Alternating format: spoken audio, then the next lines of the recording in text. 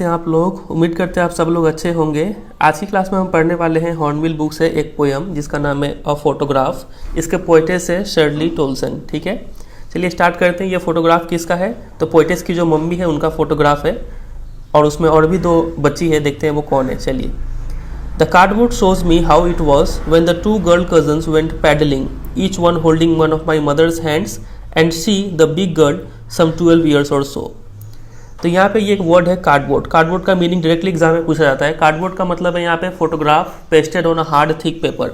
तो ये काफ़ी पुराने ज़माने का बात किया जा रहा है। तो उस समय क्या होता था कि एक मोटा सा कार्डबोर्ड यानी कूट होता था और उसके ऊपर हम लोग एक फ़ोटोग्राफ पेस्ट कर देते थे और उसको फिर ग्लास फ्रेम से कवर कर देते थे। ठीक है, ताकि फ़ोटो क्या रहे, प्रोटेक्टेड रहे।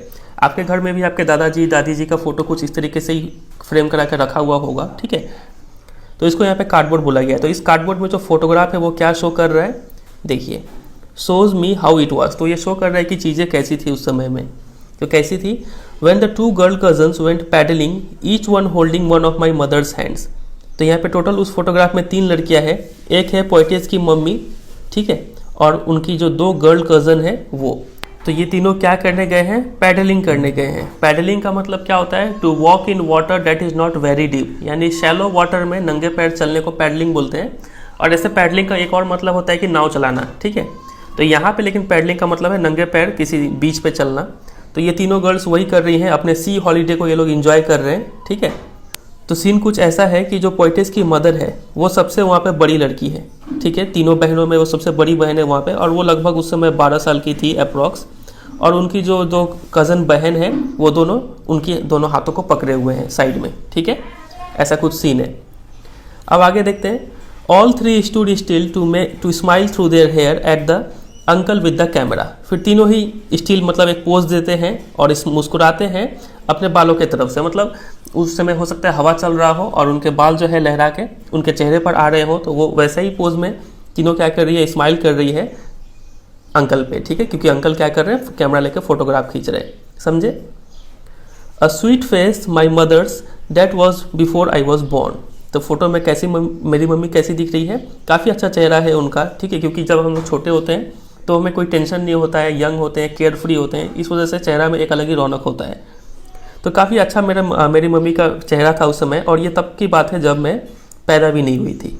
तो ये जो पहला स्टैंजा है वो क्या डिपिक्ट कर रहा है? ये शो कर रहा है कि जो पोइटेस की मदर है उनका जो चाइल्डहुड फेस था वो कैसा था। फर्स्ट स्टैंजा में हमें ये पता चल रहा है। ठीक है, आते हैं अगले लाइन पे।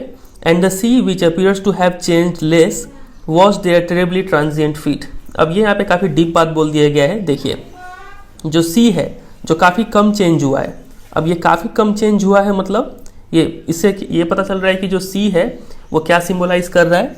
इटर्निटी एंड इमॉर्टलिटी सिम्बोलाइज कर रहा है। और जहाँ पे ह्यूमन बींग्स है वो लोग क्या है, मॉर्टल है, मर जाते हैं। तो ये जो सी है वो क्या कर रहा है, वॉश कर रहा है टेरिबली मतलब बहुत ही ज़्यादा, ट्रांजिएंट यानी टेम्पररी फीट। ट्रांजिएंट मतलब जो कुछ समय के लिए लास्ट करे। तो ह्यूमन बींग्स को यहाँ पर ट्रांजिएंट बोला गया है। हम लोग आएंगे चले जाएंगे, ठीक है, बहुत ह्यूमन बींग्स आएंगे सब मर जाएंगे। तो और फीट यहाँ पे क्या रिप्रेजेंट कर रहा है? ह्यूमन बींग्स को रिप्रेजेंट कर रहा है। तो ये जो सी है वो इनके पैरों को, जो कि ट्रांजिएंट मतलब टेम्पररी पैर है, ठीक है, उनको वॉश किए जा रहा था। तो ये लास्ट 2 लाइन का ये मतलब है। समझे कि नहीं समझे? यहाँ पे कंपेयर किया गया है सी को और ह्यूमन बींग्स को। सी क्या सिम्बोलाइज करता है? इटर्निटी और इमॉर्टलिटी सिम्बोलाइज करता है। और फीट ह्यूमन बींग्स को सिम्बोलाइज करता है, जो क्या है, ट्रांजिएंट यानी टेम्पररी है ऑन दिस अर्थ। समझे? चलिए। सम 20-30 years later she would laugh at the snapshot. अब सेकंड स्टैंजा में बोला गया है कि लगभग 20-30 साल बाद जब मेरी मम्मी उस फोटोग्राफ यानी स्नैपशॉट को देखती थी तब वो हंसती थी। ठीक है, क्या बोल के हंसती थी? बोलती थी कि सी बेटी एंड डॉली, यानी ये जो 2 गर्ल कज़न है, ठीक है, ये जो 2 गर्ल कज़न है उनका नाम क्या है? बेटी और डॉली है। याद रखिएगा ये नाम। ठीक है, तो वो बोला करती थी कि देखो बेटी और डॉली को, and look how they dressed us for the beach, और देखो कि हमें कैसे तैयार किया गया है बीच के लिए। ठीक है, ये बोल के मेरी मम्मी क्या करती थी? हंसा करती थी। अब एग्जाम में ये लाफ के ऊपर क्वेश्चन बन जाता है। ये लाफ क्या इंडिकेट करता है? तो this laugh indicate her joy at remembering an incident connected with her past life when she was young care free.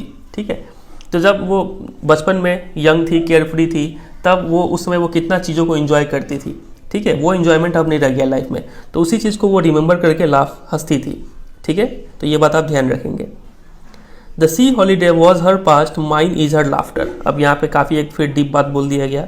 यहाँ पे बोला जा रहा है कि जो सी हॉलीडे था, यानी जो फर्स्ट स्टैंजा में हमने देखा था, मदर का जो बचपन का समय था, चाइल्डहुड फेज था, ये उनके लिए पास्ट था। अब वो दिन वापस नहीं आ सकते हैं, ठीक है। माइन इज हर लाफ्टर, और मेरे लिए, पोइटेस के लिए उनका हंसी, मतलब उनकी मदर का हंसी पास्ट था। मतलब उनकी मम्मी अब इस वर्ल्ड में नहीं रही है, अब वो चूंकि इस वर्ल्ड में नहीं है, उनका मौत हो चुका है, इसलिए वो अब हंस नहीं सकती है। इसलिए जो पोइटेस है वो काफ़ी सैड है। समझ रहे, दोनों का पास्ट क्या है। उनकी मम्मी के लिए क्या पास्ट था उस समय, वो सी हॉलीडे पास्ट था, ठीक है। अब वो खुशी के पल वापस नहीं आ सकते। और पोइटेस के लिए क्या पास्ट है, उनकी मम्मी का हंसी, क्योंकि उनकी मम्मी अब मर चुकी है, इसलिए वो वापस वो नहीं हंस सकती है, ठीक है। Both wry with the laboured ease of loss.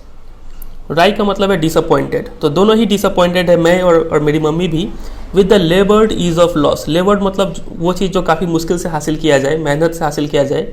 Ease मतलब जो आसानी से हो जाए, ठीक है। और लॉस मतलब कोई चीज़ को खो देना। तो हम दोनों ने ही खोया है काफ़ी आसानी से, उस चीज़ को खोया है जिसको हमने काफ़ी मुश्किल से पाया था, ठीक है। तो दोनों ने क्या क्या खोया है, जो पोइटेस की मदर है उन्होंने अपना बचपन खोया है, सी हॉलीडे का एंजॉयमेंट खोया है, और जो पोइटेस है उन्होंने अपनी माँ को खोया है। तो इस स्टैंजा में हमें पोइटेस की मदर का जो मिडिल एज है, यानी जो जवानी है, वो फेज के बारे में पता चलता है यहाँ पे, ठीक है। चलिए आते हैं थर्ड स्टैंजा पे, आखिरी स्टैंजा है ये। Now she has been dead nearly as many years as that girl lived. तो पोइटेस यहाँ पे बोल रही है कि मेरी मम्मी का मरा हुआ उतने ही साल हो गया है जितना कि लड़की में उस फोटोग्राफ का उम्र है। मतलब लगभग 12 साल हो गया है पोइटेस की मदर का डेथ हुआ, ठीक है। And of this circumstance there is nothing to say at all. और इस परिस्थिति के बारे में, दिस सर्कमस्टेंस किसको रेफर कर रहा है, डेथ ऑफ पोइट्स मदर, ठीक है। जो पोइटेस की मदर है, उनका जो मौत है, उनके बारे में कुछ कहने को नहीं है। क्यों, क्योंकि इट्स साइलेंसेस, ये जो डेथ है, इसका जो साइलेंस होता है वो हर चीज़ को साइलेंस कर दे रहा है, ठीक है। मेरे पास बोलने को कुछ नहीं है, मैं काफ़ी निराश हूँ, पोइटेस ये बोल रही है, समझ रहे हैं। तो यहाँ पे जो सेंस ऑफ लॉस है वो दिख रहा है कि वो काफ़ी पेनफुल होता है बेयर करने के लिए, समझ रहे कि नहीं समझ रहे। तो यहाँ पे लास्ट में जो पॉइंट है वो काफ़ी नेगेटिव हो जाती है, जो कि एक नॉर्मल ह्यूमन बीइंग के लिए होना ठीक नहीं है, ठीक है। ये चीज़ को, ये जो ट्रूथ है कि एक दिन सबको मरना है, ये जितना जल्दी हम एक्सेप्ट कर ले उतना बेहतर होगा। तो यहाँ पे पोइटेस जो है वो इस बात को एक्सेप्ट नहीं कर पा रही है, इसलिए वो काफ़ी निराशाजनक बात की है यहाँ पे लास्ट लाइन में, ठीक है, कि इट साइलेंसेस। किसी के मर जाने से हमारा लाइफ स्टॉप नहीं हो सकता है, हमें वापस सारा एक्टिविटी करना पड़ेगा और अपना लाइफ को जीना पड़ेगा, ठीक है। चलिए, तो इसी के साथ ये पॉइंट, जो पोएम है, ये खत्म हो जाता है। अब आते हैं हम लोग इसके कुछ पोइटिक डिवाइसेस पे। अब हम बात करते हैं इस चैप्टर के कुछ इंपॉर्टेंट पोइटिक डिवाइस यानी लिटरेरी डिवाइसेस के ऊपर, ठीक है। सबसे पहला जो काफ़ी कॉमन पोइटिक डिवाइस है वो है एलिटरेशन। एलिटरेशन मतलब क्या होता है कि कॉन्सोनेंट साउंड रिपीट होता है at the beginning of the words. For example my mother, मॉ साउंड रिपीट हो रहा है एट द बिगिनिंग, यहाँ पे एलिटरेशन है।